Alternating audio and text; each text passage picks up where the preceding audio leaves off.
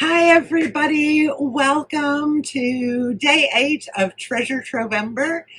Before we get started today, you need to pat yourself on the back and congratulate yourself for making it through the first week of our challenge.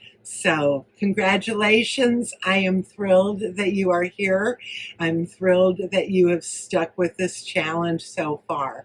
If you're new and just finding this, make sure you watch the welcome video and day 1, and each of the daily videos after that are very short, very easy to consume.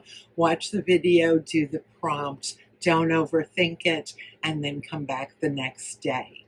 If you haven't registered yet, make sure you go to the link in the description and register for Trovember. You will get a free guide to download that is full of tips and tricks from previous participants. This is our 5th year doing the challenge and our first year on YouTube, so I am just absolutely thrilled with the results so far and how many of you are finding the Treasure Trovember challenge. So, what you're waiting for, day 8, the prompt is to add 3 triangles. They can be any size, they can be any color, they can be cut out of anything or painted or drawn, but 3 triangles.